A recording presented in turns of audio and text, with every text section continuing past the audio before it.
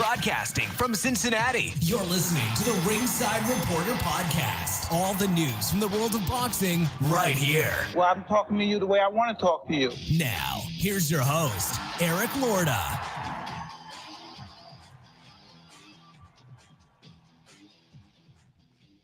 And we are live. Welcome to the Ringside Reporter Show, where we talk about the latest boxing news. If it's related to boxing, we'll talk about it here. My name is Eric Lorda, and I'm here with my co-host, Joe Habib, and we got a great show for you today. And if you want to call in, 323-870-3857.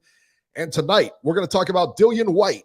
Finally, Beeb, he finally found his pen and signed to face Tyson Fury. It should be a good one. A lot of drama still there. And we'll talk about it. But first, we're going to get started with Josh Taylor versus Jack Catterrall for the undisputed Junior Welterweight Championship. And this was in the Hydro in Glasgow in Scotland, man. I've always said, Beeb, it's a hard thing to do for a fighter to fight in his hometown. It just is. And especially a fighter as big as Josh Taylor, fighting in his town, fighting in his own country and everything. Just like I think it's going to be hard for Kambosos to go back to Australia. It's a tough thing to do. You got a lot of people bothering you for tickets, everything like that, blah, blah, blah. But I don't know. I don't know if how much of that was weighing on his mind or whatever the case may be. But he did manage to win a narrow split decision over Jack Catterrall by the scores of 113-112 for Catterrall, 114-111 and for Taylor, and 113-112 for Taylor. Catterrall really impressed me in this fight. Beep said, who was talking about Catterrall was a live dog in this fight? He was a minus 1,300 favorite or something crazy. Yeah, he's a huge underdog. And you kept hearing people saying, I think he's a live dog and everything like that. And I was like, there ain't no way. Josh is going to kill him. It didn't work out that way, man. Yeah. Didn't work out that way at all, man. Catterrall was really impressive. He was very slick. Did a great job against Taylor. He had Taylor scouted. I think that was the biggest thing. He put together a good game plan. He knew what Taylor was going to try. He knew he was going to come out and press. So he used his jab, used his footwork, and his defense was just really on point. He was hitting him with that left hand almost at will last night, So a lot of back and forth in the 8th round. Catterrall dropped Taylor with a combination. I don't think he was hurt. I think he was buzzed, but it was more like it was one of those overwhelming combinations. It wasn't like one punch actually did it. It looked like he swarmed, he was moving in, and Taylor just went down, and that's a knockdown. Not real sure how hurt he was with that. I had it 5-3 going in the 9th round, and that's where the ref was just, to me, he had gone crazy all fight. He was just overstepping the entire fight. Way too involved, separating them and warning them when there's no reason to do so. Reminded me, who he reminded me of, B? Jack Reese. He reminded me a lot of Jack Reese, where he breaks them up and then he's got to explain 50 rules to them, and admonish them and do all this. He spends too much time explaining, not enough time letting these guys fight. And I can't stand that. It's like nobody comes to see you referee. And when the referee becomes the focal point, when we're talking about the referee the next day, you didn't do your job. You did your job, too much last night. In the 10th round, he took away a point from Catterrall, which was completely unwarranted. I don't care what you say, that was completely unwarranted, man. Should not have taken that point away from Catterrall. I thought that was awful. In the 11th round, he turned the table again, took a point away from Taylor. Now, Taylor had hit Catterrall after the bell, and it wasn't a necessarily hard shot. It was harder than, like, say, a chuck on the shoulder, but he hit him right in the belly after the bell. Wasn't a hard shot, but it wasn't a soft shot either. It was, did it warrant a point deduction?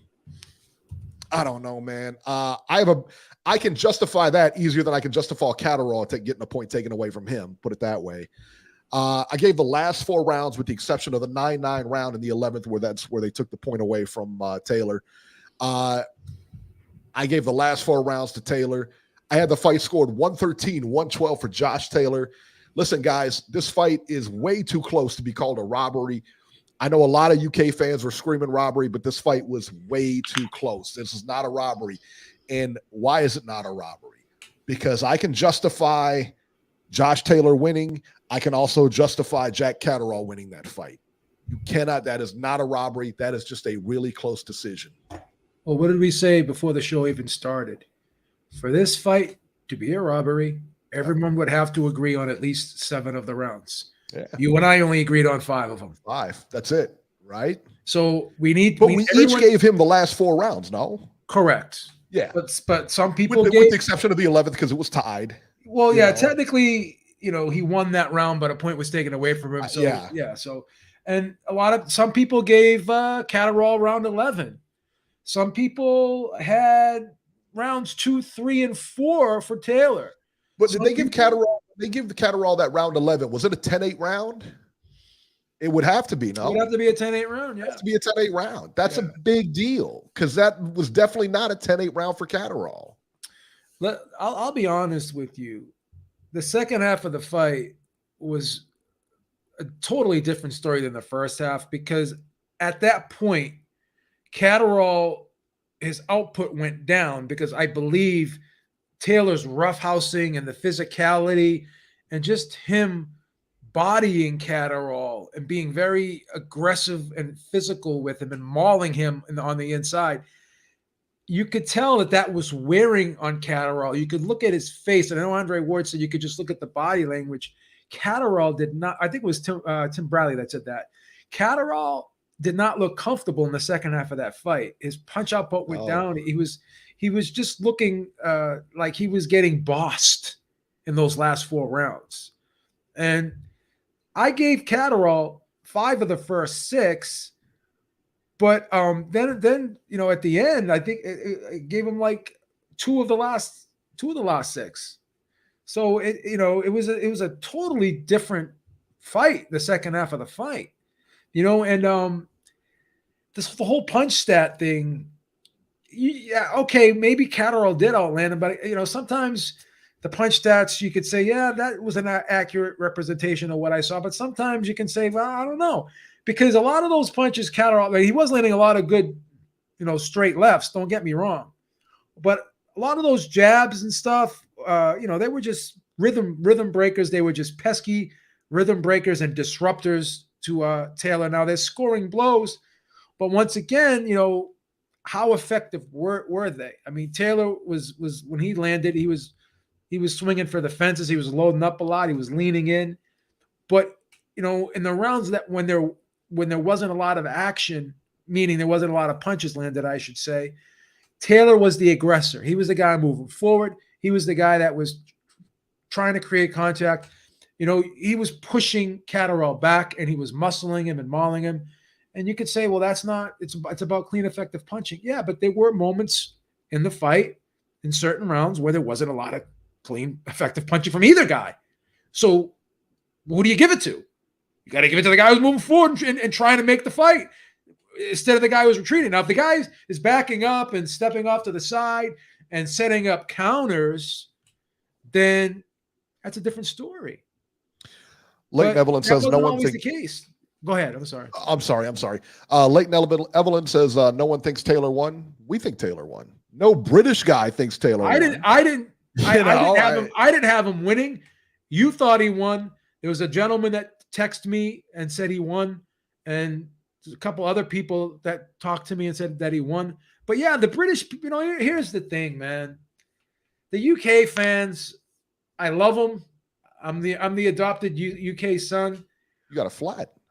I got a flat in Manchester. I spent some time in Sheffield from time to time. It's where I vacation. And Sheffield? Yeah.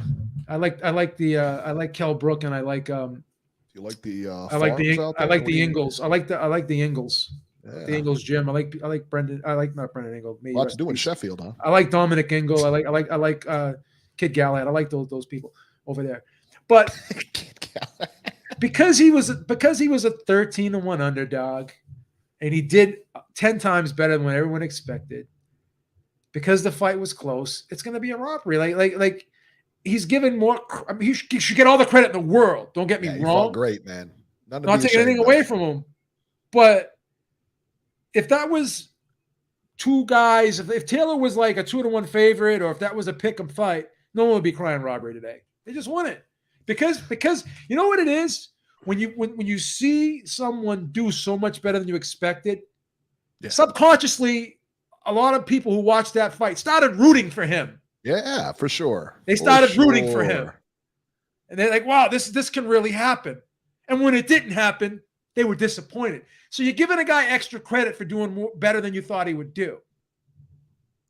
Just like Gavin Russell was given extra credit for fighting with one arm. Right. Ronald Finkley says, y'all tripping. Taylor's face looked like mincemeat and he got the knockdown. Right, but there was also a point taken away. There was also a point taken away from Catterrall, too. I mean, there was a point taken away from Taylor, but it wasn't a 10-8 round. It was a 9-9 round. In fact, it was a 9-9 on all three judges' scorecards. So you got to remember that evens up. All three judges, I believe, if I'm not mistaken, I have to go back and look. I don't think they gave Catterrall any of the last four. I don't know. I got to go look. And I don't know. I'm going to take a look at it. But I mean, from rounds 9 through 12, Catterrall just looked like he was getting worn down physically. Yeah. And he looked like he was uncomfortable. And Leighton says, well, Beeb, what about that scorecard from McDermott? Come on, bro. The 114, 111. So that's another thing that happens. Once there's a wide scorecard that we don't like, then it's a rob. Then the robbery gets thrown on as well. Right? Leighton Evelyn, and Reese Mack. What were your scorecards? Unless we can agree on 7 rounds. Reese Mack, okay, I got you, Reese Mack. Reese Mack had it 115, 110 to Catterrall. I think that's wide. Yeah, I think that's just too wide. For me, that's too wide. Listen, I think it was a close fight. It could have gone either way. And again, Eric and I agreed on 5 of the rounds. Unless many of us and most of us can agree on all 7, on at least 7 rounds that we all think Catterrall won, then it's not a robbery. It's not a robbery. You know what I mean? We only agreed on 5 of them. So there's margin for different scorecards here. Let's see here. He says counterpunching Slickster says that Josh Taylor had a point deducted, knockdown, outboxed. Catterall also had a point deducted, and it was a worse point than the point that Josh. You know what I'm saying? It was a 10-8 that evened out the the knockdown. So I gave Catterall rounds 1, 2, 4, 5, 6, 8, and I gave Taylor rounds 3, 7, and 9, 10, 11, and 12, and round 11 was even because I had to take a point away. Yeah, I had round 11 even, so 9, 10, and 12 went to Taylor. I gave Taylor round 7. I gave Taylor rounds 3 and 4. Now maybe you could have given Catterall round. I don't even know if you could give him round 11. I didn't think he won round 11. Some people gave Catterall round 12. Mm-hmm. I don't know. I mean, like this. But here's the deal, though. Let me ask you a question. Real quick. So, if they announced Catterall the winner, would you have had a problem with it? Me? Yeah. No, I had Catterall winning 113 and 112. You did have You had Catterall. I scored the fight for Catterall by 1 point. Okay, I scored the fight for Catterall by 1 point. In the fact that Josh Taylor won, do you have a problem with that? No. The fact that if Catterall would have won, I would have had no problem with that. Listen, to me, it was too close. Rounds 3 and 4, in my opinion, were definitely swing rounds. Really. Now, I'll tell you the clear rounds for Catterall. Yeah, Dale says he had it a 10-8 round in that swing, in that even round. That was 11th. Yeah. So some people, again, unless we can agree on 7 rounds that Catterall won, then it's not a robbery. Did you bring up the scorecard by chance? Did I bring up the scorecard? Yeah, Leighton Evelyn. Let me pull Leighton Evelyn is saying one of the judges gave it a 10-8 round to Taylor. That was the whatchamacallit. Hold on. Did he give it a 10-8 round? I wonder if he gave him. Let me look at it. How would you give him a 10-8 round? Round number 11 was a 10-8 round for Taylor. No, all the judges right here. I'm looking at the scorecards right now. Mm-hmm. All the judges scored that round 9-9. Yeah, but what about number 10? Round 10. Round 10. That should have been a 10-8 round for Taylor. All the judges scored at 10-8 for Taylor as well? Yeah. That's the 10-8 round. That's the point. That's the one where he got deducted. Now, the judges agreed on... See, one of these scorecards is very blurry. But the judges... the most interesting thing here is all three judges gave Taylor the round 2, and I gave that to Catterrall. I think you gave that to Catterrall too. Which one? Round 2. Round 2, I did give to Catterrall. All three judges gave round 3 to Taylor. I gave that to Taylor. 1, 2, 5, and 6, I gave to Catterall. 2 of the judges gave round 4 to Catterall, and 1 judge gave it to Taylor. Yeah, it's not, it's very subjective in the sense that, like, it wasn't cut and dry. And it also depends on what you were looking for, what you like, Well, see, Lake Neverland said he gave round 2 to Taylor. I gave the first 2 rounds to Catterall. Yeah. 4 of the first 6. So, I mean, these scorecards, these like rounds are all over the place. Like, right. Here's the thing. To be perfectly honest with you, rounds 2, 3, and 4 could have gone either way, right? Maybe round 11 could have gone either way, right? Yeah. So you got 2, 3, 4, 11. What about round 7? Some people gave round 7 to Catterall. I gave that to Taylor. Did you give? I gave that to Taylor. I gave that to Taylor. All right. Who'd you give? Yeah. So 7 was.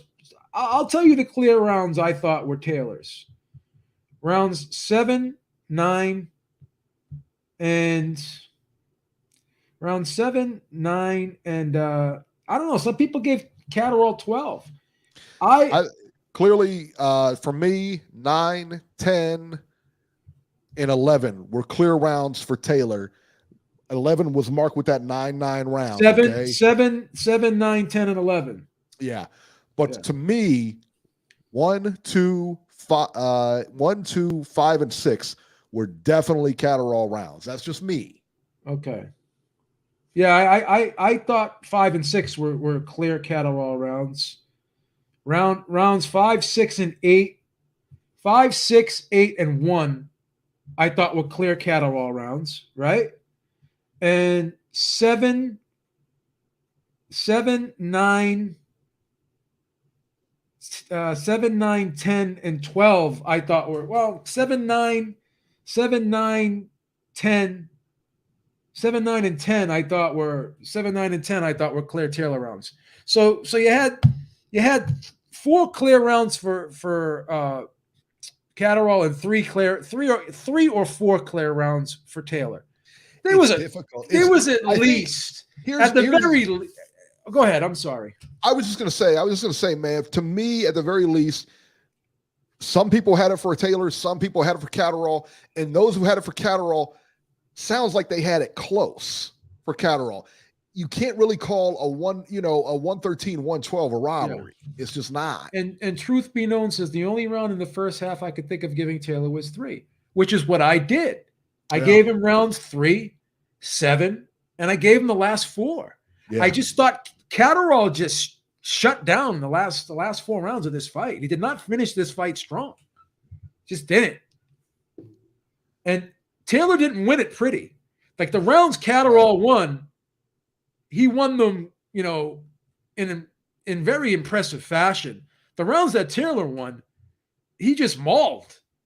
And Catterall just wasn't doing anything, to be perfectly honest with you. And as well as I do, that aggressive style, when somebody's coming at you with that aggressive style and knows what they're doing, knows how to put the proper pressure on and everything like that, that's a difficult style to fight. And it also takes stamina out of you fighting a guy like that. It really does. 1, 5, 6, and 8, I thought were clear Catterall rounds. 7, 9, 10, and even 12, I think. I don't know. Some people gave Catterall 12. I don't know. 12 could be a toss. I mean, I wouldn't care. Yeah, 12. Yeah. If you marked it for Catterall, I'm okay. I guess with 11 and 12 could have been swing too. I guess. I tell you, the 11th round for me though was a strong Taylor round. Yeah, I think 11 was strong too. And I think because I know, like if it was close, if it was a closer round and there's a point taken away, typically to me, it's a 10-8 round at that point. Yeah. Because it's too close. You know what I mean? But this one to me, and I you know me, man, I never give 9-9 rounds, because if a point's deducted, that usually means that you lost that round. If you got a point deducted, you lost that round. But that was so clear at that point that it was a 9-9 round for me. Why is there going to be an investigation if Taylor won? The BBC is investigating the fight. I didn't hear that they were doing that. And even if they are doing that, matter. It's the same thing. It's like the IBF investigating something. What about when Bradley and Pacquiao fought and the WBO had rescored the fight and they rescored it for Pacquiao? Did the decision change? I mean, it's right. not. It doesn't. It's not. It doesn't matter. It doesn't matter. Like investigating what? No. Here's the. And anybody can really call. They can really call for an investigation if they don't like it. You know what I mean? So what is that going to mean? What does that mean? Matter. What does that mean? Virtuoso said, I didn't count all those silly point deductions. Okay. Well, you kind of have to if you're going to score the fight. Yeah, I just don't understand. Or you don't have a proper score. Again, if we can I didn't count that penalty kick that went in. Not one person is going to call in and have the same exact score, would have given Catterrall the same rounds that I did. You didn't. And I bet you if Robbie calls in, I'm dying to hear the rounds he gave Catterrall. Because, again, I talked to D-Style. I talked to you. D-Style had Catterrall winning 113 and 112. I had Catterrall winning 113 and 112. You had Taylor winning 113 and 112. Yep. We all gave Catterrall different rounds. So, again, there has to be 7 clear rounds that the consensus out there agrees that Catterrall won. Right. And all of our scorecards are all over the place. Like Andre Ward gave rounds 2, 3, and 4 to Taylor. Could you have given 4 to Taylor? Yeah. 3, yeah. 2, I don't know, but some people gave him 2. What are you going to do? Yeah, I would agree with that. I mean, that's the thing, man. It's to me, it was just way too close to call either way. In the sense that if Catterrall won, then he just won. Taylor won, then again, man, it's tough. Is Taylor a top-ranked fighter? I don't know. Is he a top-ranked fighter, or is he an MTK? He's a top-ranked fighter. MTK is a management company. Gotcha. Okay. Yeah, that's right. Leighton Evelyn says, "True, nothing happens, but the consensus is Taylor lost. The Scottish judge score was a little too wide. Yeah, I mean, but at the end of the day, they lost the fight. And I can't again, man." I can make a case for Catterrall winning, but I clearly made a case for Josh Taylor winning that fight. So yeah. The consensus is Taylor lost, and that's in the UK. And then because Adam Smith went on a tirade, and here's the thing. This is what happens when a guy starts doing better than you thought he was going to do. You start rooting for him. That's what people do. That's what people do, but I'm a professional. I can't do that. All right. Stefan Andres Chiani says that boxing needs more rigor in the judging. I like the scoring is judges. Professional, but Stephen 47 says they need 5 judges. I agree. I don't hate that. I like that a lot. And here's another thing. Here's another thing I like. If someone wins a round dominantly, then you can do 10-9. But if someone just nicks a close round, why not do a 10-9.5? I don't like that. You don't like what about didn't they do that, or weren't they going to do that in England or something like that? Not sure, but I thought they were going to do that somewhere, like 9-5, 9. You know what's interesting in wrestling? Okay, in amateur wrestling. All right, so. Pretty much there's never really too much controversy there as far as when the decision comes down, because, takedowns are worth a point. This is worth a point, blah, blah, blah. There's never too much controversy. I wish we could adapt some kind of system like that. You know what I mean? I know we can't. I get you. but I almost wish you could adapt something like that where, there's whoever won, when you're in wrestling, whoever wins. There's really no real controversy about it. Nobody's going to say, well, he didn't do this or he didn't do this. Listen, he got taken down. He got this, he got that. I almost wish, because it's combat sport, I almost wish there was something we could do like that in boxing. Now, what it is, I don't know. But I wish there was something like that. And then you wouldn't have all this, where it wasn't like wrestling scoring is not subjective. It is what it is. So it's almost impossible to do that for boxing, though. For sure. Yeah, it is. It is. I wish there was something we could kind of put together or something, but yeah, I agree. I agree completely. Gotcha. Robesy Ramirez was on this undercard versus Eric Donovan. Ramirez wins via third round stoppage, I believe. Very impressive. Let's go to Showtime here. Chris Colbert versus Hector Luis Garcia. 12 rounds WBA junior lightweight eliminator. Hector Luis Garcia wins a unanimous decision over Chris Colbert. 118-109 twice and 119-108. This fight was all Garcia. Garcia knocked Colbert down in the 7th round with one of the best lefts you'll ever see. This was a perfect counter shot. Last 3-4 rounds, it looked like Chris Colbert kind of packed it in. A lot of people are piling on Colbert for not fighting much in the last few rounds. Listen, I think he was just tired. I think that he knew that, if he would, combination of fatigue and everything like that, that if he goes in there, this guy can clip him and get him out of there.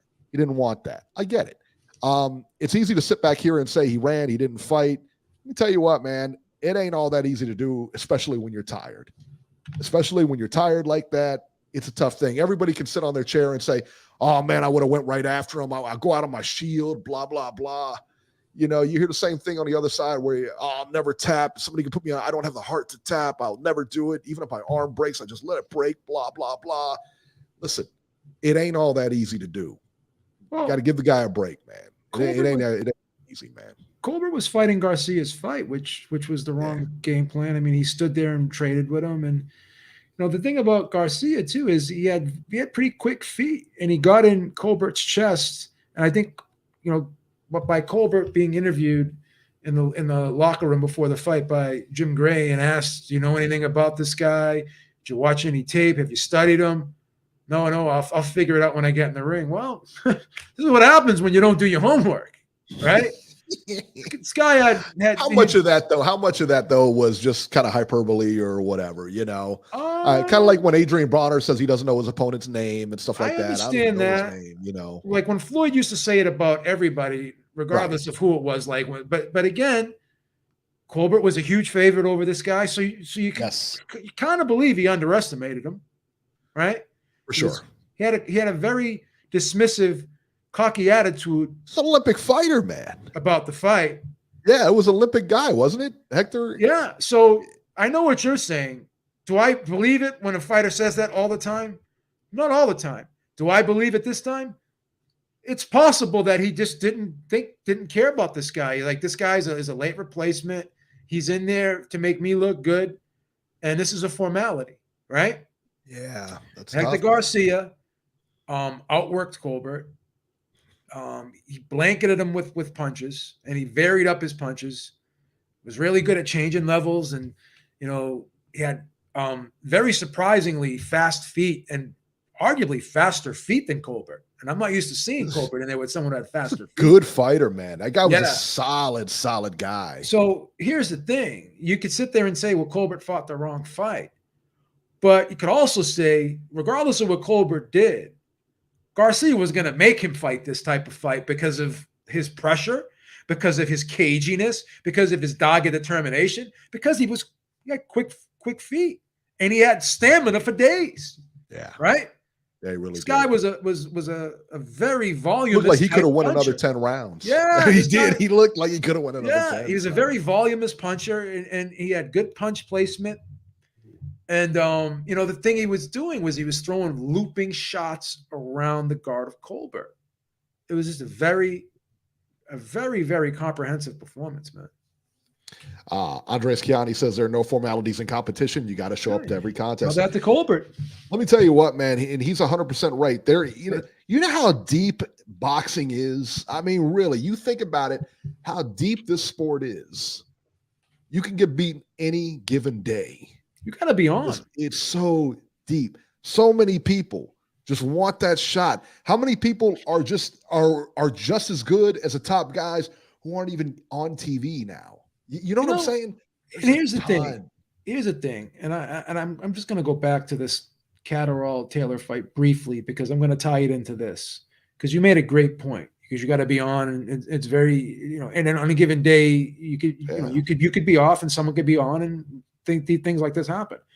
But you're hearing Bradley sit there saying, "Oh, well, this guy's on the pound for pound list. He can't afford to have a bad night." Blah blah blah. When I was on the pound for pound list and you were on the pound for pound list, Dre, we never. What about go back and watch Bradley versus Provodnikov? Was that one of your better nights? And I loved Tim Bradley. I loved him as Provodnikov beat him. Yeah. Was that? Did you make adjustments in that fight, Tim? Right. Yeah. What was your adjustments? Easy to say. You were slurring your words after the fight, like the guy. He put it on him. He got at least Andre Ward remembers the Kovalev fight, the first fight, and he remembers all of the criticism he got. And he was saying, let's not, we're quick to give somebody praise and we're quick to take it away just that quick. Let's not all just, down Josh Taylor now. Let's not all just throw him away now and dismiss him as an overrated fighter because he did still beat a lot of good guys. Let's look at the circumstances here. The guy's coming off a knee injury, COVID, bronchitis, had problems making the weight. And again, I'm not making excuses. I'm just saying these were all factors in his performance. To sit there and say that they didn't play a factor in his performance, you're wrong.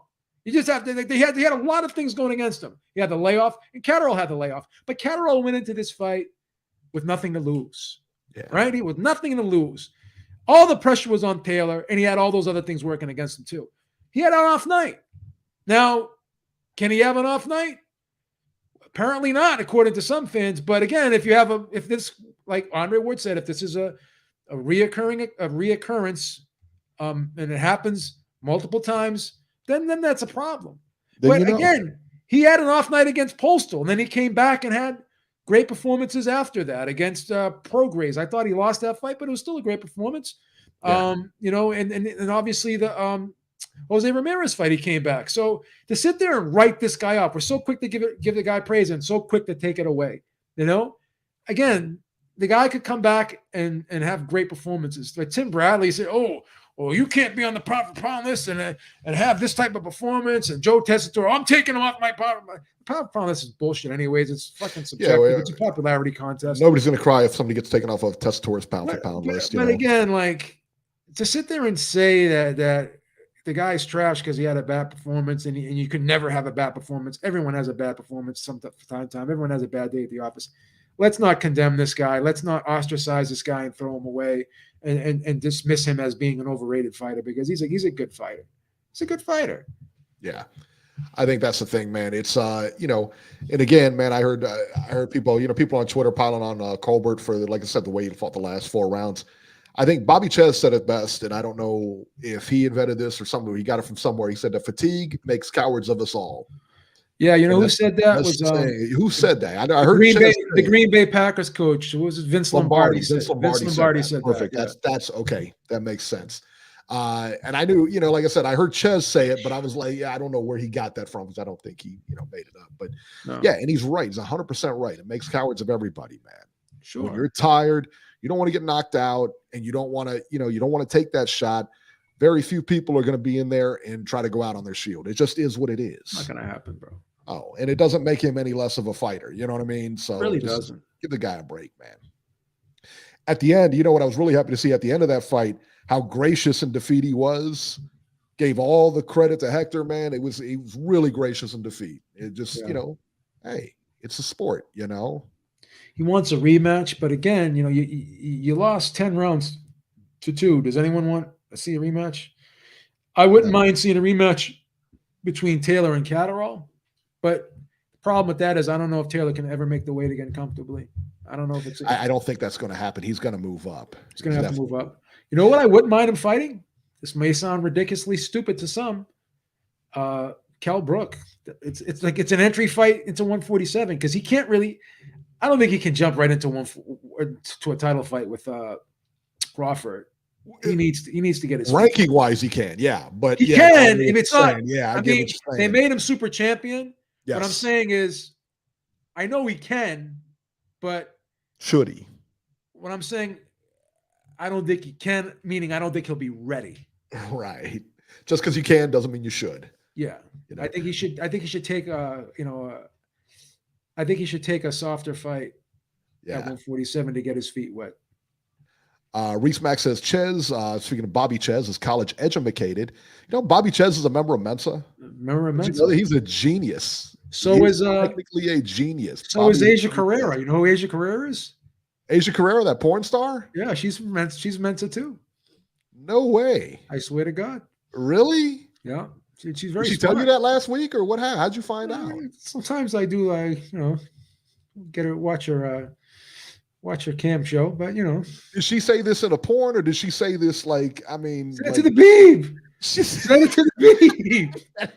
Beeb's got a fetish for these Asian girls. If she said it in a movie, it probably isn't true. I'm just saying. Not a movie. Well documented. Don't you have Google? It's well documented. Very well documented. Google is your friend. Use it. I come up with Bobby Ches as in Mensa, and you say so is Asia Carrera. She is. I feel ashamed that I knew she was a porn star. Was like, come on, man. You have X videos saved on your phone. Come on. Gary Antoine Russell versus Victor Postal, 10 rounds. Russell beats Postal by stoppage with 29 seconds left in the 10th round. This is a bad stoppage, man. This is a very bad stoppage. Russell was definitely going to win the fight, but there's no reason to stop it when they did. He looked good. Yeah, he did. He really did. I don't know what was up with his outfit, but he looked good. Shocker to me of the night, aside from Chris Colbert, Jerwin Anacahas. And I always say when Jerwin fights, it's like must-see TV. He's my guy. This is your guy. I thought he was the best one in that division. I'll be honest, man. That's what I always thought. I've always thought he was the best one in that division. He got manhandled, son. Fernando Martinez beats Anacahas by unanimous decision, 117-111, 118-110 twice. I mean, he was just teeing off on this guy. It was relentless, man. I was like, wow. It was just relentless, man. I was like, oh, man. It was bananas, wasn't it? Craziness, man. And, of course, the DAZN fight today, Lawrence Okoli versus Michael Cheslak. Okoli wins a unanimous decision, 117-110, 116-111, 115-112. So there you go. And then all the as far as their undercard fights went, all the people you thought were going to win. Campbell Hatton, all the other ones. I told you they were all squash matches. Told you that last week. All squashes. Yeah, all squash matches. You see, what's her face? Ebony Bridges was going to the fight, and she put like an Instagram thing. She was like, me and my girlfriend are going to the fight or whatever. She's wearing like this lacy getup and everything like that. I'm like, come on, man. I mean, the only way you get attention. She just thrives off of attention, bro. Yeah, I know. I was giving it to her, There are plenty of attention on her. Instagram, OnlyFans. I like Asia Carrera better. You like Asia Carrera? Isn't she like 60 years old now? Beeb's age. Couple years younger. She looked the same as she did in the 80s, huh? No, she's a couple years. I think she's a couple years younger than the Bee. Let me see how old she is. Trying to remember her age. She's 48. She's 48 years old. Oh, she's my age. Yeah. How about that? Hey, we got a lot in common. Yeah. I'll show you this is a nice recent picture of her. She looks good still. Come on. Let me see. Look at that. She looks good still. Come on. Jesus. Look at that. I don't know, dude. She looked like life got the best of her, son. No, come on. Oh, dude, come on. We can do better. I know Beeb can do better than that. No, she looks good still. Oh, no, man.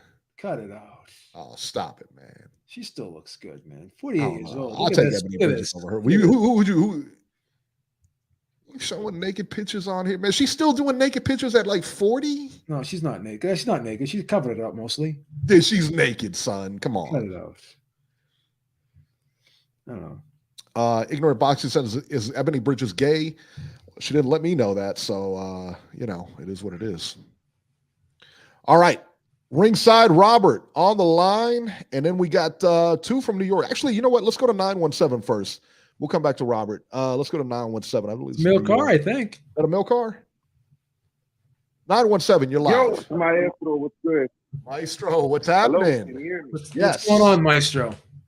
I'm pretty good. I'm pretty good, Eric. I got a new cell phone, but then it broke the first day, so I'm actually calling on my tablet. So I hope the sound is okay. Man. Yeah, but, no, you're good, man.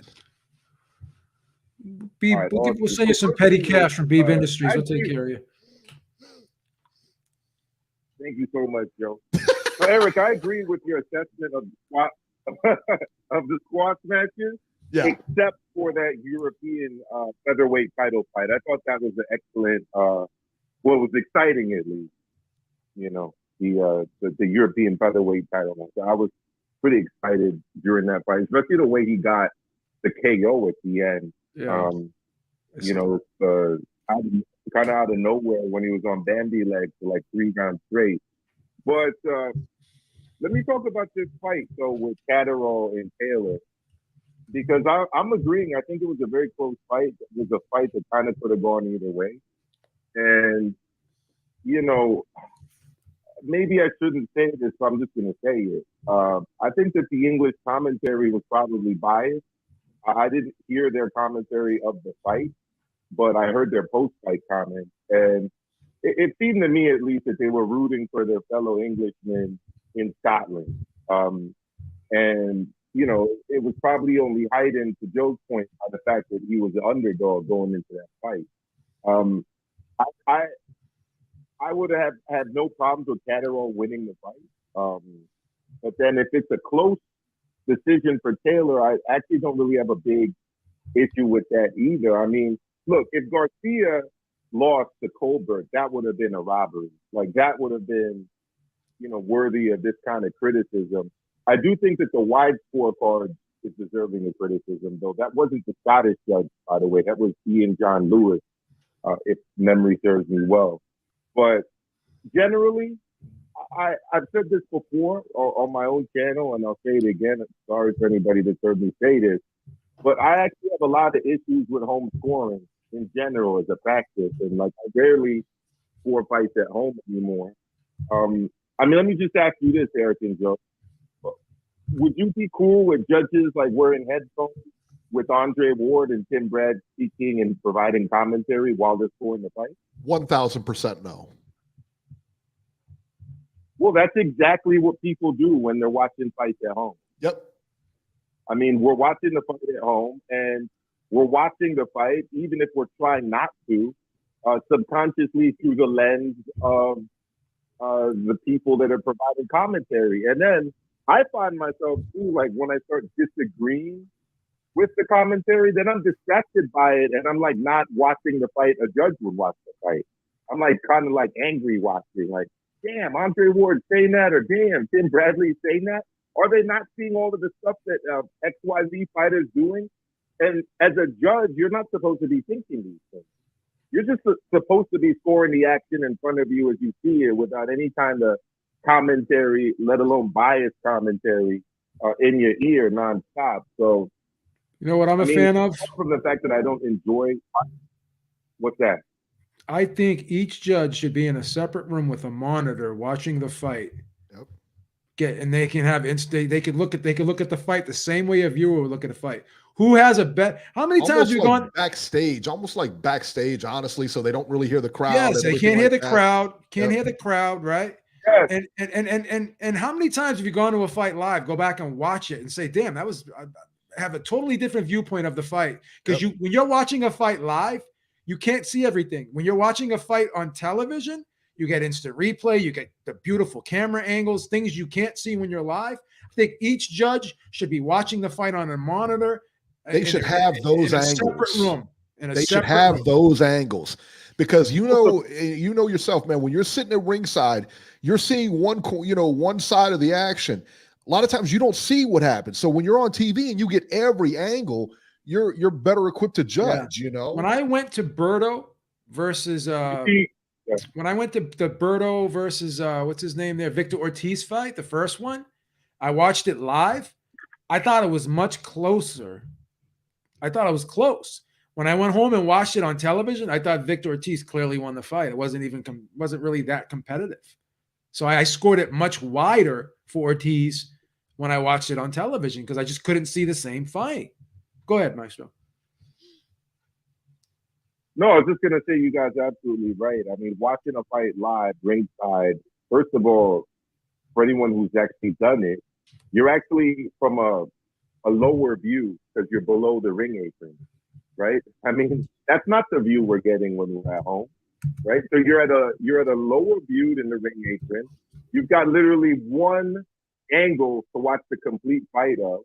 Whereas we get multiple camera angles, we get replay, we get Joe Tessitore, Tim Bradley, and Andre Ward speaking to us and telling us what's going on. I mean, I'm not saying there isn't a benefit, just like to your own personal interest and satisfaction of scoring a fight at home. And it's a good talking point, obviously. But in the grand scheme of things, home scorecards should not be compared to official judge scorecards, in my view.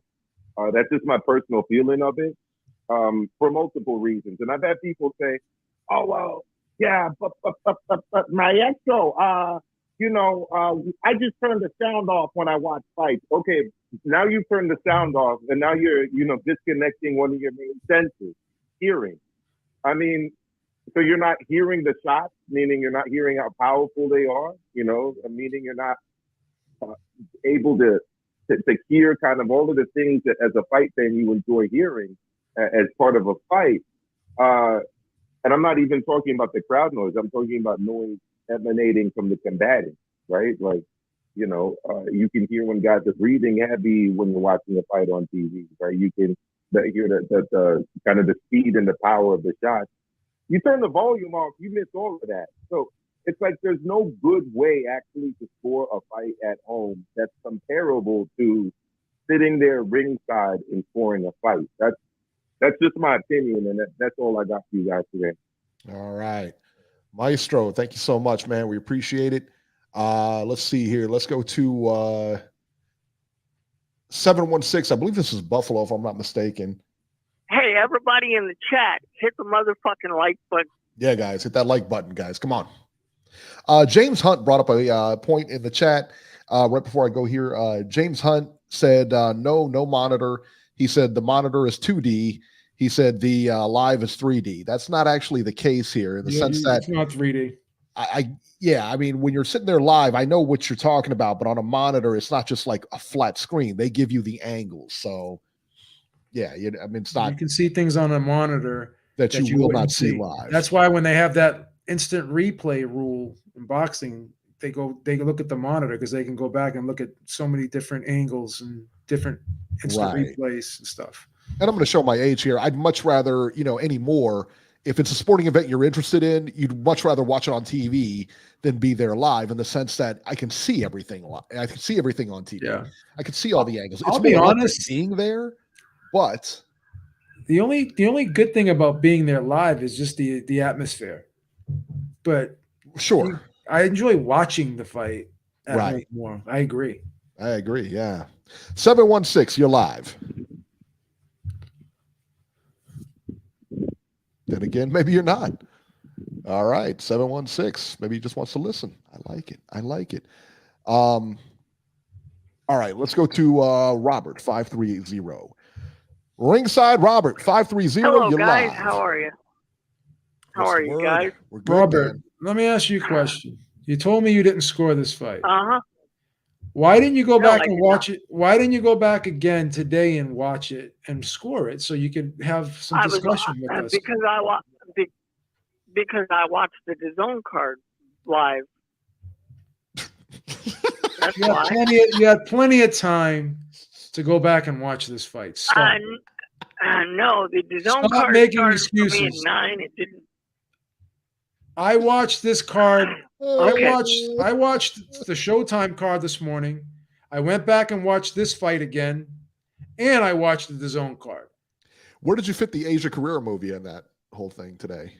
That's already on cue for when I That's cue for later on tonight. show's over. I'm going right in there. The whole room is set up for that. I'll watch it after I get back from the drugstore. The whole room with is set up for Vaseline that, and man. everything. The whole room is set up. Bring a nice diet 7 up in there with me. What are you doing? Bring a nice diet 7 up in there with me. Be ready to go. So I don't want to hear you didn't have time to go back and watch this fight because now you're going to call in. We can't compare scorecards. We can't have a discussion if this is a robbery. No. You don't even know what he's going to talk about, by the way. Now you wonder why you're not on the show anymore because you don't prepare. Oh, Joe, stop! You don't prepare. Oh, he is on there. What's the matter Joe, with you? Would you knock it off? First of all, I didn't want to score yesterday's fight because I'd never seen Catterrall fight before. So I used it to learn what kind of fighter he was. And I'm not going to sit here and lie to everybody and You say never had yes, HIV before either. Doesn't mean I want it. What kind of excuse is that? give me What a is that about? break, please. I never got kicked in. Well, I did get kicked in the house before, but enough with the analogies. You should have watched the fight. Robert, do you know who Asia Carrera is? No, because I don't pay attention to that stuff. That's not what I heard. He just doesn't know on my first name basis. You know what I'm saying? I heard some things, and I'm not going to repeat them, but I heard some things. Right? Joe, you're in a terrible mood today. I don't know what it is. Jeez. I couldn't be happier. Give me a break. I mean, you got to come up with. You're not prepared now. You can't. What are we going to talk about now? Look, all I'll say in regards to the Catterrall-Taylor fight, it reminded me of the fight we had a couple of weeks ago over in the UK with the Ryder-Jacobs fight. It was the same kind of circumstance. The only difference is in the Catterrall-Taylor fight, you had Marcus Williams constantly interfering with the fight, and that's the name of the referee. And when you have to comment on what the referee's doing during a fight, that's not a good thing. I couldn't tell you who refereed a couple of weeks ago when Jacobs fought Ryder because he didn't have to do anything. He didn't stick his nose in and interfere with the fight. He allowed the two guys to fight. This dude yesterday was absolutely a disaster area. So Marcus Williams is the robbery portion of this card. He's the one that messed up the entire fight, in my opinion. Who did you think won the fight between Catterrall and Taylor? I thought Taylor won because Catterrall didn't follow up after he knocked him down in the 8th round. Rounds 9 through 12, Catterrall didn't take advantage of the fact that he knocked Taylor down. He allowed Taylor to reassert himself in the 9th round, and basically that's the reason why Josh Taylor still has those belts.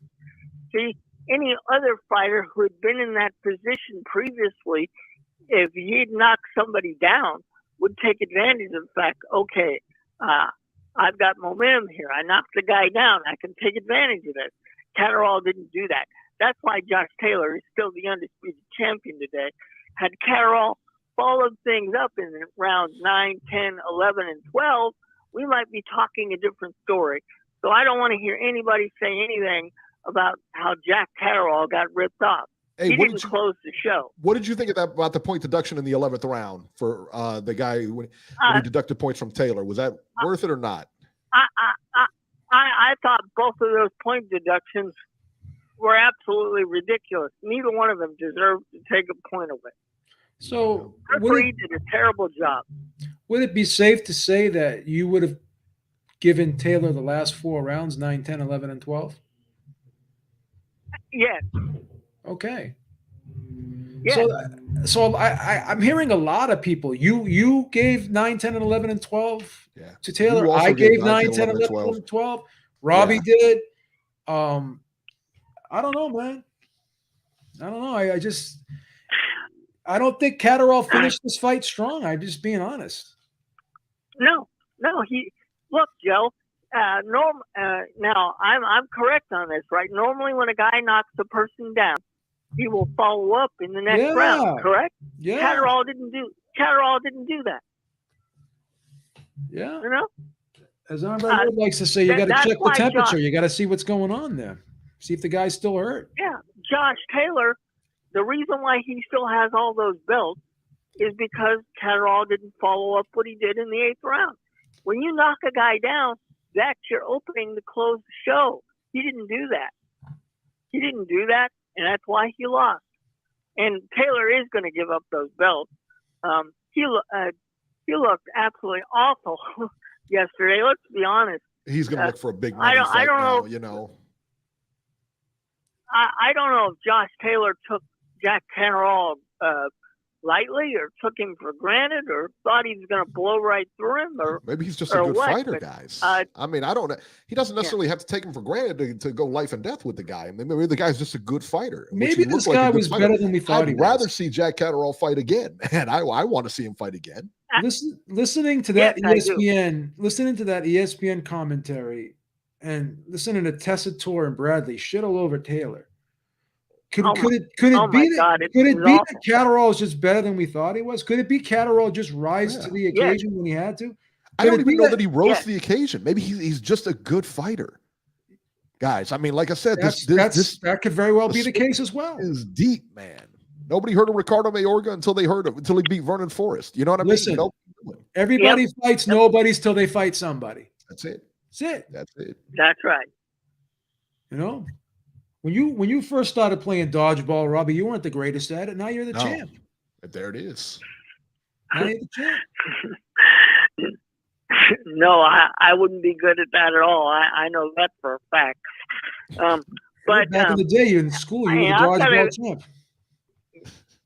Yeah, right. Mm-hmm. No, I don't think so. Let me ask you a question. Did Mrs. Herrick score this fight? No. What's the matter with you? Did she watch it with you? No.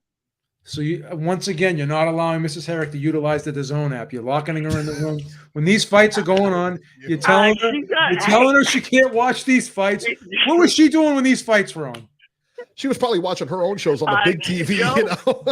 Was she making your meatball dinner or something? She got Robbie on the black and white, you know. No, Joe, she's got her own TV. She's watching Netflix. I'm watching the fight. She's probably got one of those big, huge TVs, man. You lock in her own room with that 10-inch television set while you sit in the living room watching the 65-incher. What kind of person are you? No, I have a 32-inch TV, Joe, not a 10-inch TV. You have a 65. She's got a 10. No. I know. I sent it to you. Hey, I got it for you for Christmas. Eric, he's out of control. And I told you to let Mrs. Herrick watch it too. He's out of control. Yeah. He's out of control today. But no, I have to agree with Maestro. The best fight on today's card was the European title fight. And I was yelling at my TV the last 2 rounds of that fight for the corner to actually stop it. And boy, I'm glad that they didn't, because he came out with a miracle punch. That's basically what it was. It's candidate for one of the early candidates for knockout of the year. So if you get a chance, go back and watch that European title fight today. Not going to do it. Not going to do it. Anyway, that's all I got, guys. All right, Robert, we'll keep you on hold here. Hang on. All right. Let's see here what we got here. What's coming up? Let's see. What's coming up? March 4th. ESPN Plus from Fresno, California. Jose Ramirez versus Jose Pedraza, 12 rounds junior welterweights. It's not a bad fight. Gabriel Flores Jr. versus Abraham Montoya, 10 rounds junior lightweights. Joet Gonzalez versus Hale Santisma, 10 rounds featherweights. So there you go. March 5 on DAZN, Roman Chocolatito Gonzalez versus Julio Cesar Martinez, 12 rounds junior bantamweights. Beeb, This is supposed to be a good one, man. This is supposed to be a real good one. Chocolatito, again, I wrote him off a long time ago. I don't know where he's come back. Pick 'em, brother. It's a pick 'em fight. Yeah, this should be good, man. This should be real good. Mauricio Lara versus Emilio Sanchez, 10 rounds featherweights. Angel Fierro versus Juan Carlos Burgos, 10 rounds lightweights. Let me see if there's anybody else on that card. Nobody really worth mentioning. And that's it. There's a card in the Czech Republic with a bunch of names you've never heard of, and it won't be televised, so go watch it on YouTube. I don't know what to tell you. I'm going. All right. There you go. All right, let's see here. Let's go to the news here. All right. This is big. We're going to start our news and rumors here. As everyone knows, Ukraine was invaded this week. President Zelensky took up arms for Ukraine and is fighting alongside his soldiers. This is the president of the country out there fighting. Can you imagine like Trump or Biden? Well, Biden's like 90. Imagine like Trump picking up arms and going out there. No way. No way. The mayor, let's see here. And they told him, they were like, the U.S. told him, hey, we're going to get you out of there. You know, we can get you out of there if you want. He says, nah, I don't need a ride. I need ammo. So that guy is staying, man. That is a leader. You want a textbook leader, man. That's the guy right there. The mayor of Kyiv, Vitaly Klitschko, you may have heard of him, former world champion, from a undisputed heavyweight champion, is also out there fighting alongside with his brother, Vladimir Klitschko. Heavyweight champion of the world, Oleksandr Usyk, has picked up arms and is now fighting. Vasyl Lomachenko has reportedly returned to Ukraine, has now also joined the war effort. Victor Postal is headed back to Ukraine in the next day or so, fresh off his fight with Gary Russell. Ivan Baranchek, I believe, is also in country. This is simply amazing to me that these fighters with so much, you have the heavyweight champion of the world, just about the undisputed heavyweight champion of the world, all right, with Usyk right there, said he's supposed to be training. He's got a fight coming up with AJ. Said he's going back to Ukraine. Showed him in fatigues and everything. Same thing with Lomachenko. Chris Mannix put out a tweet earlier saying that Lomachenko was in Greece and that he sought refuge at a monastery. This is Chris Mannix's words, not mine. 2 days later, I'm seeing him in fatigues. I don't know what I'm saying, what the purpose of that tweet was, other than to throw shade at Loma because, you know, the other guys are over there and everything like that. It was just a ridiculous tweet. Very disgraceful, isn't it? It really is. I mean, because what were you trying to do? You know, what were you trying to say with that? Tony Yayo says, what is Ivan Redcat doing? I don't know. I imagine he'll be back there as well. That's my guess, is that they're all going back there. And, you know, this isn't fighting for money. This is you're going to get, you know, you can get killed over there. I mean, this is war. There's a lot of bullets, missiles, everything like that. This is serious stuff. Serious business. This ain't a game, man. Not a game. So, yeah. Tommy Boxeo, thank you so much, brother. He said, thoughts and prayers go to the Klitschkos, Usyk, and Loma, who are currently on the front lines. Those guys are real men. I hope they stay safe. Yeah, absolutely hope they stay safe, man. I really, you know. Brian Arabali said these Ukraine fighters won't hang around too long when things get red hot. Listen, they're all in Kyiv. Number one, they're all in Kyiv. That is red hot as it gets, son. It doesn't get any hotter than what it is now. I've seen Vitaly Klitschko in mobs, like throwing down when surrounded by people, like taking on whole crowds. Well, he just tweeted out, I guess they just, or somebody tweeted it out that he's, I guess a report coming from him, from Klitschko, said that Kyiv is surrounded right now with Russian soldiers, you know. So man, I'll tell you what, I hope those guys stay safe. I hope I hope they all come out of it and everything like that, man. But for those guys to do what they've done for the country, for their country. Vladimir back there too? Did Vladimir go back? Yeah, they're all back there. Vitaly and Vlad are both on the front lines right now. Usyk went back. He's on the front.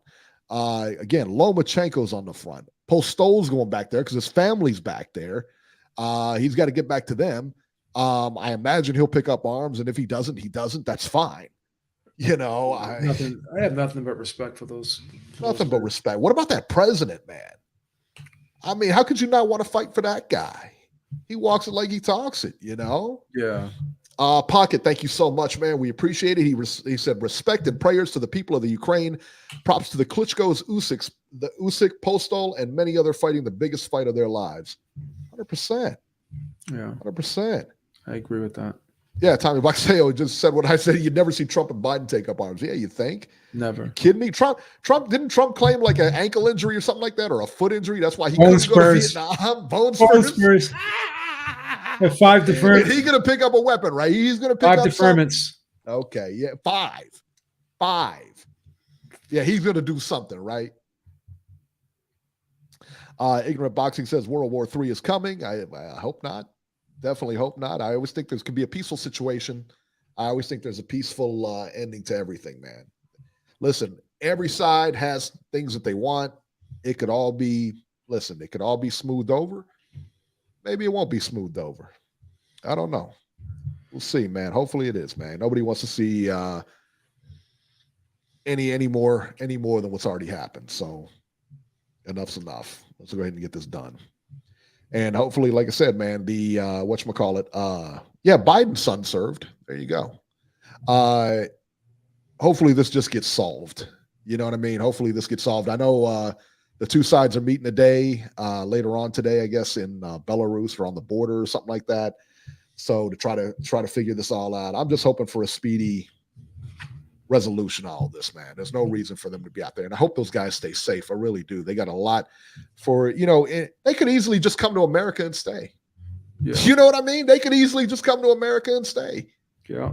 Ain't a big deal. And they resume their careers, make millions of dollars and not even worry, not even look back. The fact that they ditched all of that. They ditched it all and said, no, this is my country. I'm going to go fight for it. We're not having it.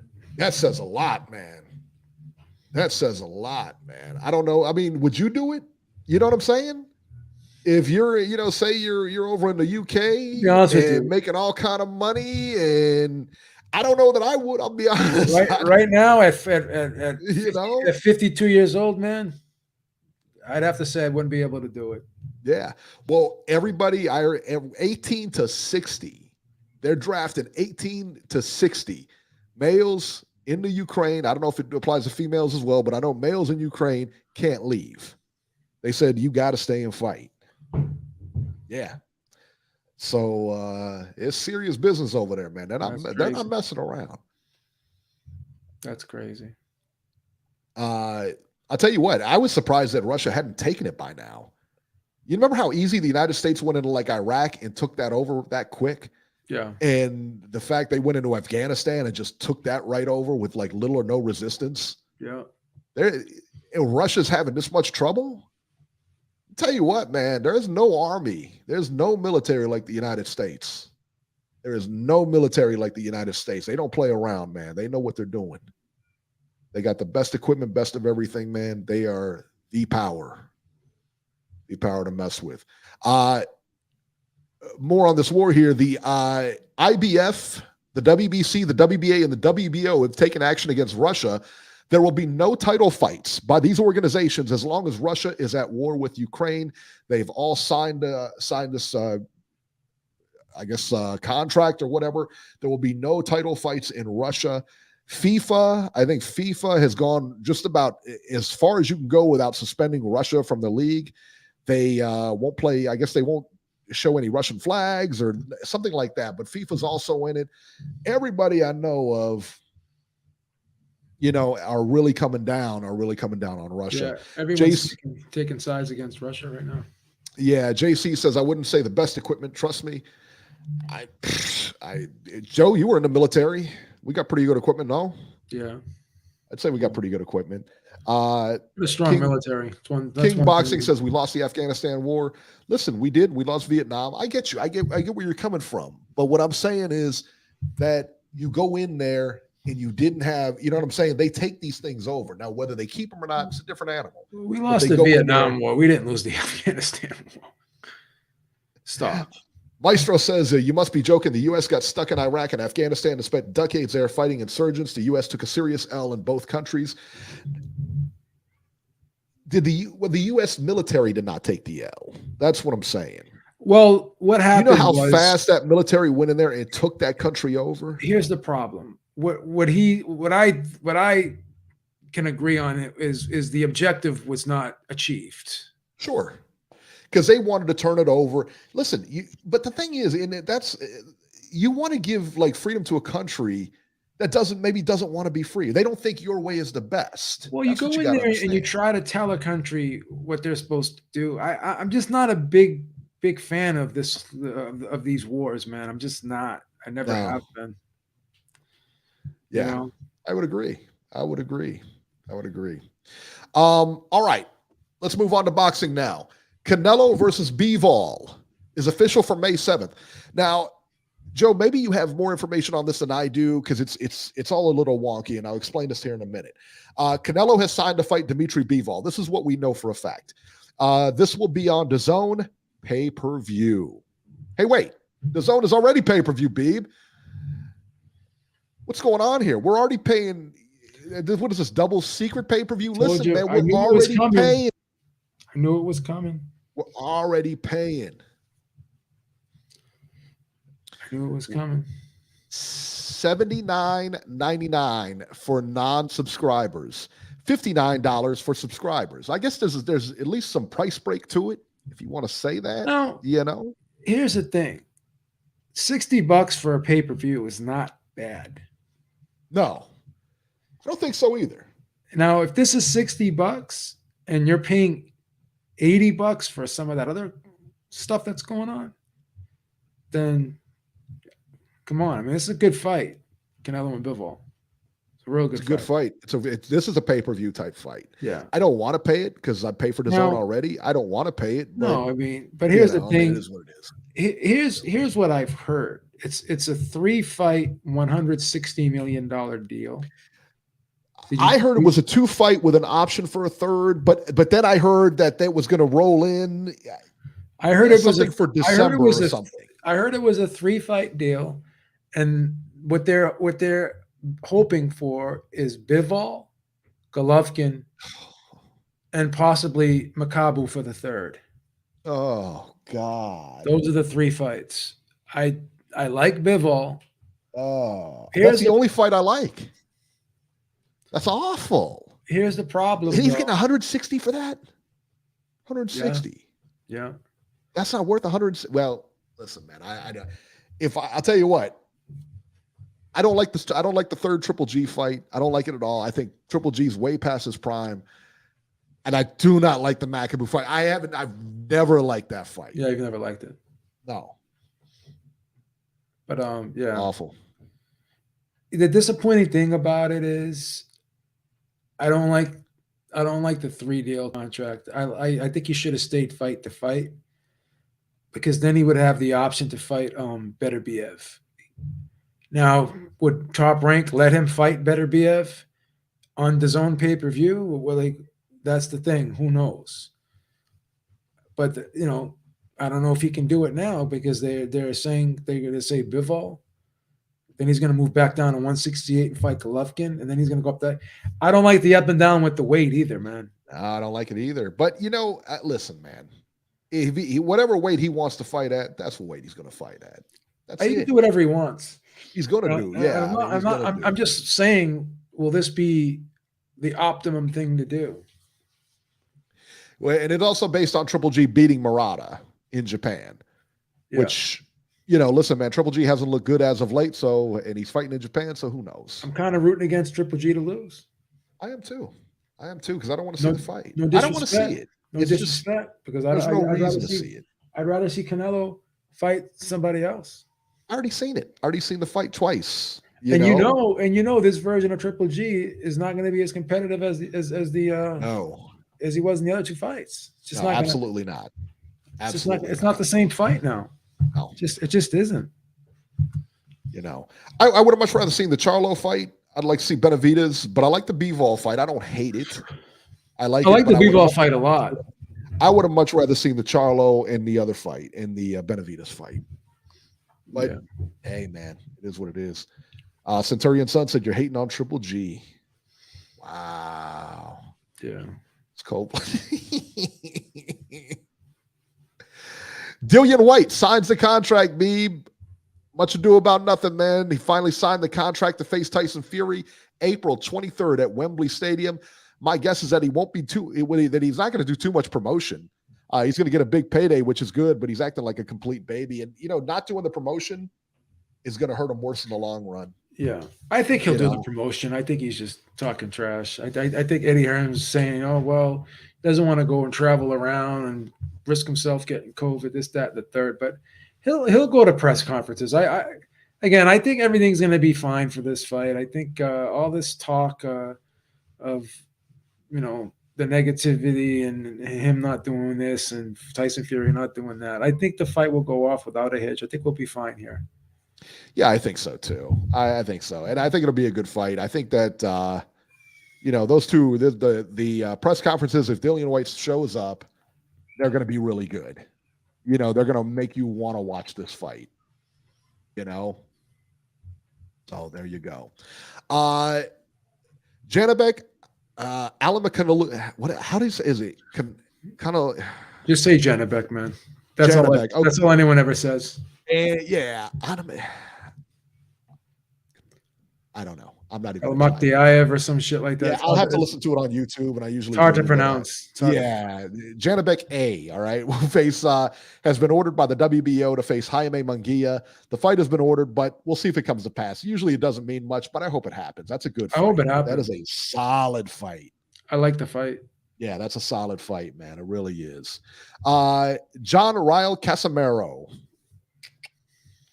faces a sexual assault charge. This is from ESPN. Your boy, Mike Coppinger, writes this. Bantamweight title holder John Rile Casamaro has been accused of sexual abuse, according to a February 11th complaint filed by the Women and Children Protection Desk in the Taguig city of Philippines. The complaint says a 33-year-old inappropriately touched a 17-year-old girl while she was sleeping in his hotel room June 7, 2021. What was she doing in his hotel room? The acts of lasciviousness complaint, along with Special Protection of Children Against Abuse, Exploitation, and Discrimination Act complaint, was filed with the prosecutor's office. Not looking good. I know those things are hard to prove, man, but I tell you what, man, that's awful. If that's true, and you got to go, man. They got to have stiff fines for that. They got to have stiff things for that, in the sense that, like, if he's guilty, he's got to go. Any kind of crime like that, he's got to go, man. Just is. It's like your man Broner too. Broner's a different story. Was she? What was that? She was underage. He wasn't messing with underage girls. No, but he's always doing sexual harassment stuff. Stop it. Just stop it. He's making pornos and shit.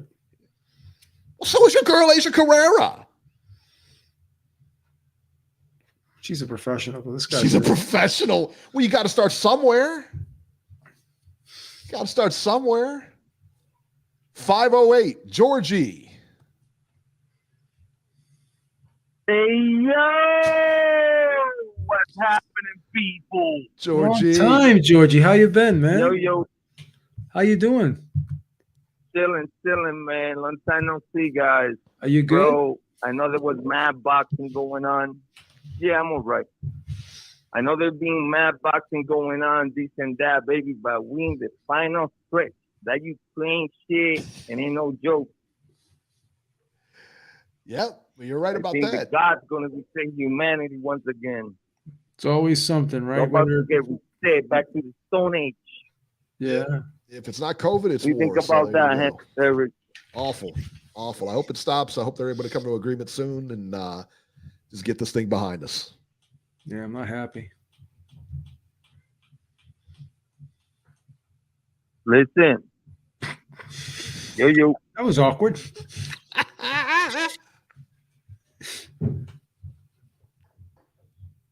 Yo. Yes. Go ahead, brother. Yo. You there? Yeah, go ahead. Listen, man, the Ukraine situation, baby. Eric, you misleading, baby. A little naive on your part, thinking that the Russians haven't advanced because they're not being systematic.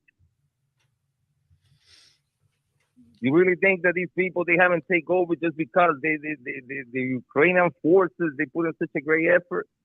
Yeah. Yeah, I do, because they've gotten how many tanks destroyed? Like tons. Like what I hear, over 100 pieces of material have been sacrificed already. That's no joke. Dude, That's a if you big control number. the air, you control the battlefield. They talking about the Ukraine only got one so-called ghost fighter out there. Did he knock out like 6 If of you them? control the air, you control the battlefield. I'm telling you, man, they should have had this ended already. Nah, bro. Remember how long they took in Crimea? How many fucking the proxy war that we had going on down there? How long that shit took? I don't know. That took like 6 years, bro. Took an ill minute. That shit took an ill minute. That didn't come out like in a couple of days only. They being systematic, man. Listen, Russia that believe that Russian military got like fucked up old tanks. Listen, Russia always had the best rockets. Russia always had the best rocket, the best scientists when it comes to this shit. Yeah. Always have been. Tell them They to start always do using better it. than us building those shit. Tell them to start using it, because right now Well, they're they're not doing about too well. They're about to start, B. Listen, man, I just gotta appreciate that we all here, that you guys still got the show. I'm able to call, other people's able to call, and we got Why would they to take the come show? together We're to box not and involved in fans this to discuss conflict. this shit. Why would they take the Say show away? We're what? not involved in. I said, why would they take the show away? We're not involved in this conflict. Baby, because this shit could go nuclear anytime, baby. You think I'm telling you, B. You know when I told you that, like, sometimes I don't feel part of the human race? Yes. Baby, there's a good possibility here that we're about to get reset back to the Stone Age. They may not be able to stop the show. We have a bunker in this Beeb area right here. Industries. That's right. Look, Beeb Industries. The baby. Beeb Industries headquarters. Mm-hmm. We got Baby, a bunker. you live on the East Coast like I live on the East Coast. We're already dead. We're already dead, bro. Yeah. We have That's a why I'm in the bunker. Midwest. We have a First shit they're bunker. gonna go fucking get out. We have a bunker here at Beeb headquarters. Okay, Beeb we can do this show from underground. Mm-hmm. If we had to, we Yeah. could do this show from underground. We have internet connections. Imaginary places do not count. I know we can let you get away with your We imaginary can send a friends helicopter and to shit, Ohio and but bring Eric down imaginary here. places we It could cannot be allow. done. Don't worry. Bit. You can send the Beeb chopper down there. We could pick Eric up. Listen, Pick me up. You ought to just come over here, because, like I said, nobody's hitting the Midwest, son. There's nothing here. You know? Okay. ain't shit going on there. But listen, man, listen. It had never happened on the history of boxing that this many fighters have go to war. This shit is like unprecedented. This is like a movie shit. This is crazy, man. All these Disagree. people I went out there completely to defend their disagree. country. What is it? World War II. Joe Louis went. Who else went? Ted Williams. Who else? Sugar Ray Robinson. Damn it. Sugar Ray. Yeah, Sugar Ray. Joe Louis. Sugar Ray Robinson. They all went. They all served. On the front line, these people never went to the front lines. But They I mean, didn't go to the Eric. front lines. I mean, but they were in. They served during war. Yeah, but it's not even close, baby. These people, they were out there passing sandwiches in the fucking cafeteria and shit. I don't know. That's where I'd like to be if I went in. Not the same. You sound good on paper. I know what you're saying on paper. That's It not sounds hot beautiful, dogs and but beans. it's not even Does close, got a point man. there.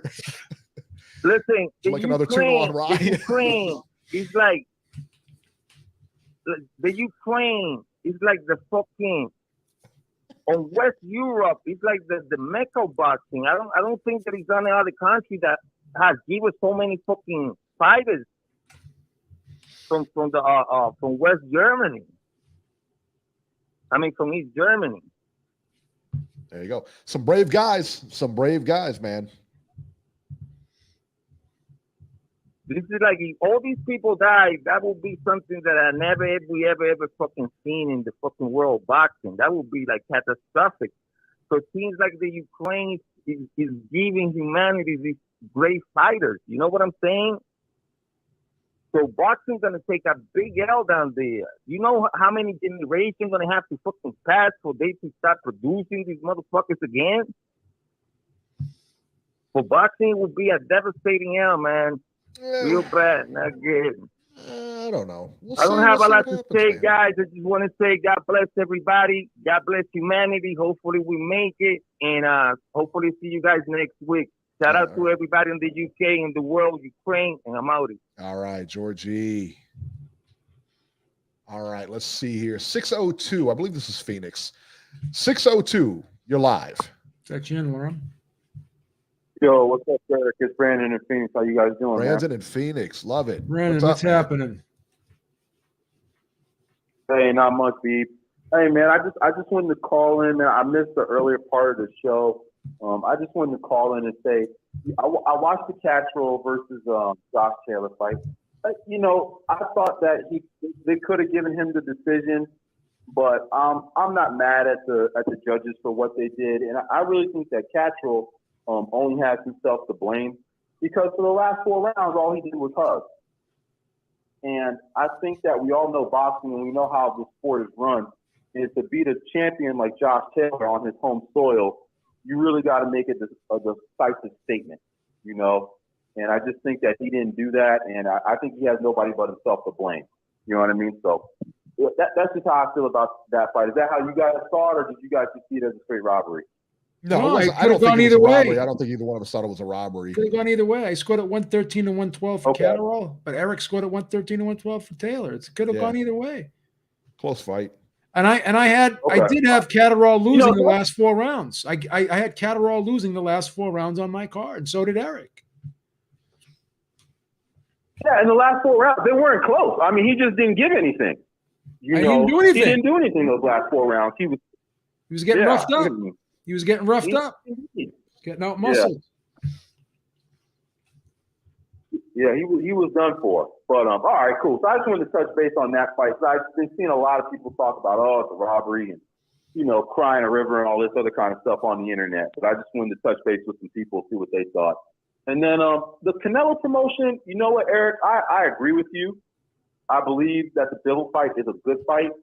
But I would have rather liked to see Charlo or Benavidez or something like that. Just because I think the promotion would have been better. You know, I think it's, not to do anything against Eastern Euros or anything like that, but it's just nice to have the biggest star in boxing fight somebody who speaks English. Yeah. You know, and we can get those movements that we got in the case of plant face off and things like that. And I think that would really add to the fight. I think Bivol's a good fighter. I think some of these, some of the Russian, you know, / Ukrainians or whoever they may be, I think sometimes these guys get a little overrated, you know, as though some boogeyman or something like that. I just think Bivol's a good fighter with some decent hand speed, some decent foot speed. And but I think Canelo's going to be able to break him down over time. Yeah, it's a good fight. I mean, it is a solid fight. Bivol doesn't really have that name recognition that a Benavidez or Charlo has. I think that those two are known more than Bivol, but Bivol is definitely a solid matchup. Yeah, and then with the Fury, and then my last little thing is the Fury and White. I think what White's trying to do right now is exercise as much leverage as he possibly can to get a little bit more money out of this promotion. Because what is it, Beeb? Is it like 70-30 is the split? No, 80-20. Yeah, it's bad. 7 million, so you can't cry me a river. He's getting 7 million. He ain't getting any more money. He already signed the contract, man. He's gonna do the promotion. He's just talking trash, man. Here's the thing. Here's the thing, Brandon. Here's the thing, Brandon. Okay, go for it. It's his fault. It's his fault that it went to purse bids because he didn't accept the initial offer. So if he accepted the initial offer, then more than likely he would have gotten a piece of the pay-per-view revenue. Now this is a standard purse bid contract. He gets no pay-per-view upside whatsoever, and he gets the extra $4 million if he wins. But if he doesn't win, then Tyson Fury gets that extra $4 million because that $4 million is going to be held in escrow, and the winner gets that. So he's going to walk away with $7.3 million, which isn't a bad deal. But if he took 6 and got 20% of pay-per-view upside, win or lose, he could have got upwards of 11 to 15. Win, lose, or draw. And you know that fight's going to say it's probably a healthy chunk, Yeah, you know that fight's going to do crazy numbers over in the UK. I don't know what it's going to do over here. I just don't know. I don't know. but I know it's going to do crazy numbers. You know, I think it might do okay over here. It's going to be good press. You know, at the end of the day, I think Americans are somewhat invested in Fury, where we know who he is, we're aware of the guy, we see him enough, he's interesting enough. And I think, you know, with Dillian, I think Dillian throws a good press conference too. You know, you get two big guys up there whooping at each other. And as long as it can kind of hit a couple of mainstream American press type things, like if they can get this on PTI, they can get this on First Take and those types of things, I think it'll do well in the American press. I just think it's kind of a hard time for Dillian Whyte because, you know, we haven't seen enough of Dillian Whyte on American soil, even though, you know, in my estimation, I mean, of the contenders, of the guys outside of, if you want to say like the big three or whatever, Dillian Whyte probably has the biggest fan base or has the most notoriety. Mm-hmm. Yeah, probably. You know, I don't think he'd make any more money fighting anybody else other than Whyte outside of fighting Joshua. Right. Mm-hmm. Well, Joshua has to beat Usyk first for him. You know what I mean? What if Joshua loses to Usyk? Well, is Usyk even going to fight? Joshua's going to lose to Usyk again. Joshua can't beat Usyk. Well, I mean, is Usyk even going to be there to fight? You know, who knows? Well, here's another big question for both of you guys. That's a better point. What's a more attractive fight in terms of public interest? Fury versus Usyk or Fury versus Whyte? Like, which fight would garner more attention and generate more revenue? I would say Whyte. I would say Whyte too, because Whyte and Fury would do crazy pay-per-view numbers in the UK, and plus the way they would go back, they're going to go back and forth with each other. I think this is going to be a great promotion. Mm-hmm. I don't buy Whyte. Whyte can say whatever he wants. He's gonna promote this fight. Yeah. I agree with you. I'd love to see Usyk in there and get a shot at the big fella because I just think it's just such an interesting matchup.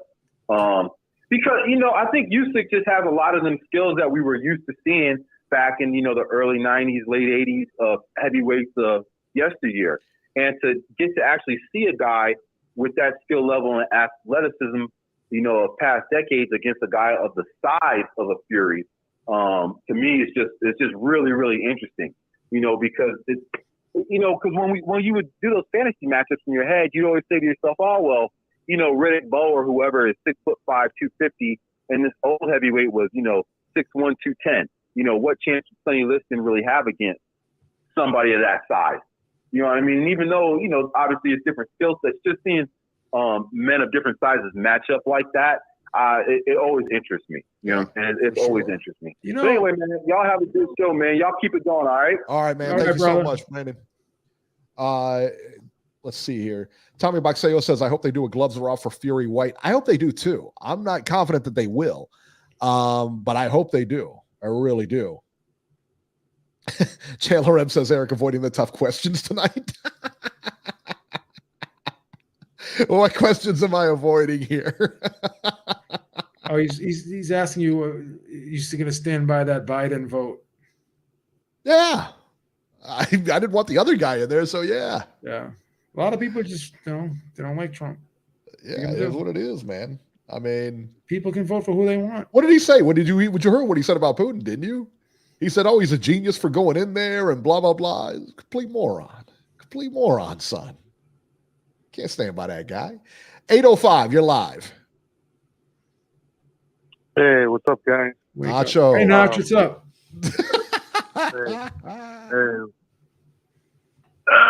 Yeah, Beeb. I know you were waiting to do that. Just really quick. As far as Taylor Catterrall, I don't disagree with the last guy that just called in right now. I honestly thought the fight was there for the taking for Catterrall, but he just didn't do enough towards the end to win the fight. The thing that made that fight tough to watch, and I still don't understand why refs don't penalize guys. The constant grappling and mauling between both guys, it just was ridiculous. Like, I haven't seen too many championship fights where guys were literally grappling and mauling each other throughout the fight like they were in that fight. Like, they got to figure out a way to penalize these guys and force them to have to actually fight on the inside, because watching that was tough at times yesterday. Both guys just never wanted to engage on the inside, and they literally just held and grabbed and mauled it for dear life, and it was just tough to watch both guys do that. And so I honestly hope that at some point or another these refs finally just start penalizing these guys and actually force them to have to fight on the inside, because watching that is unbelievably hard at times. And then it's funny too, because with Taylor was saying a couple of days ago for the weigh-in, he was saying, "Oh, I could be at 140 for the rest of my career. I think I have no problem making 140."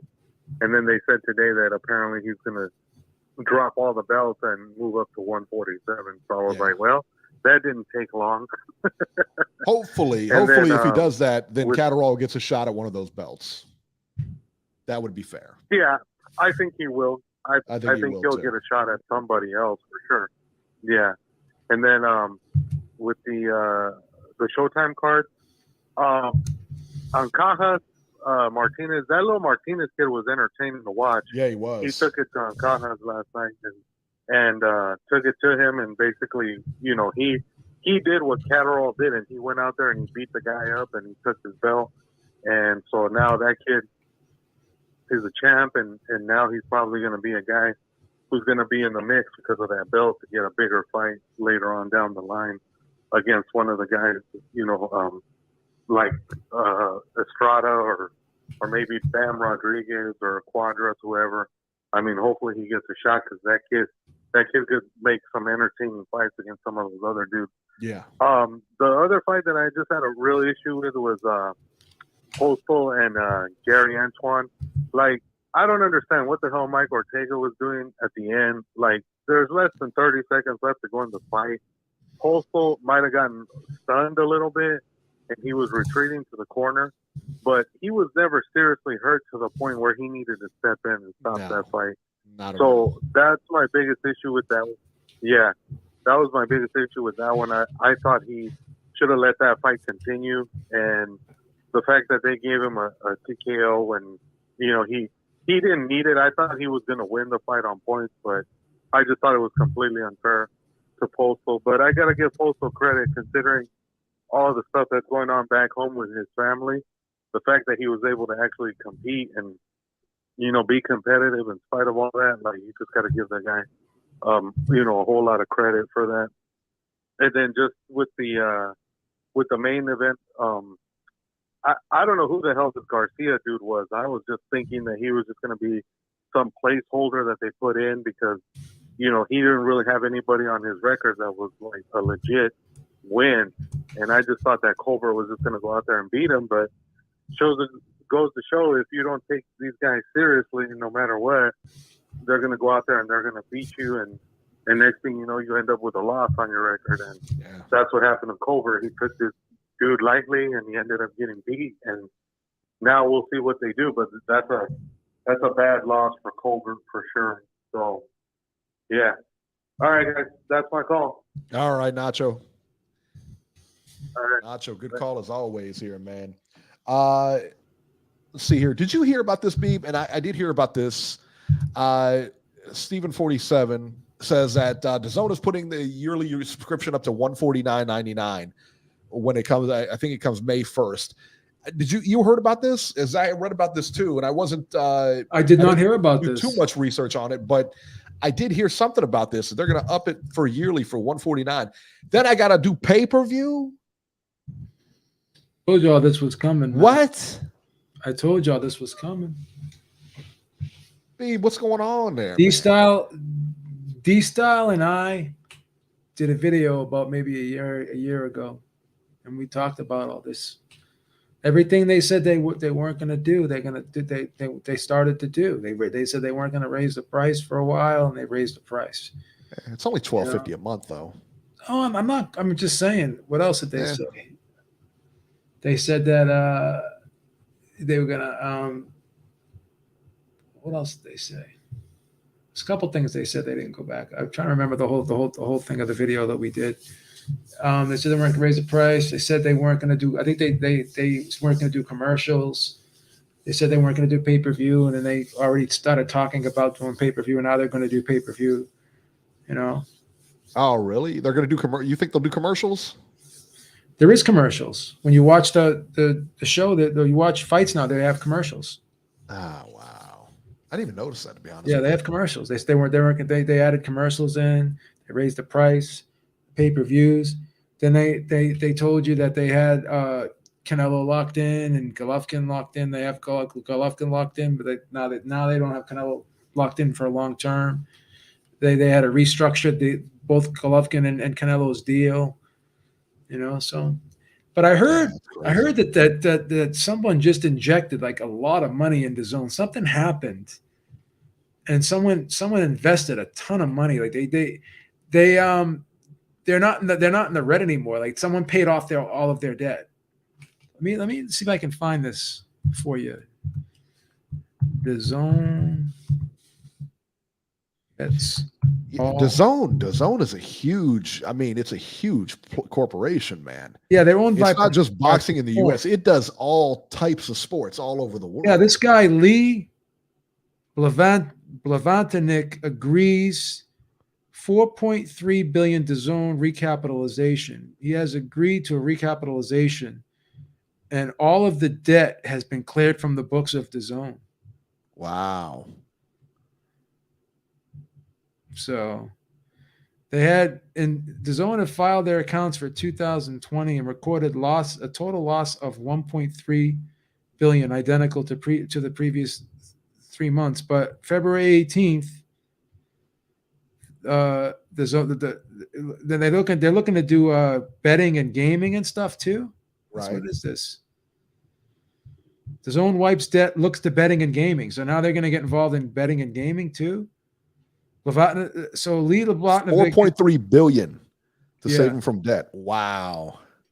Blavatnik saw his wealth grow by 9.8 billion from the beginning of 2021 to 31.2 billion by mid-May. DAZN recorded a loss of 1.3 billion for 2019. The company said its revenue has risen 20%, but it's still far from profitable. Access is putting up an additional 250 million into DAZN as it seeks to expand into new markets. Specifically, the company is lining up moves into sports betting, gaming, and NFTs. On Wednesday, DAZN struck a deal with Buzzer, which will provide short-form boxing highlights via micropayments. Wow. There you go. They're going to be doing soccer. They're going to be doing English. They already do Premier League, don't they? Yeah, they're going to do Premier League. Or does so BT? Yeah, will we see any of that? You know what I mean? Like, will we be privy to any of that? I don't know. Or is that just going to be back overseas? Because here we got what? I mean, they don't really put much on here, you know. So Lee Blavatnik investment firm Access Industry Holdings LLC. He just injected like $4.3 billion into DAZN. That's insane. Crazy, right? That's insane. Crazy. So I mean, Eddie Hearn is going to be the king here. Yeah.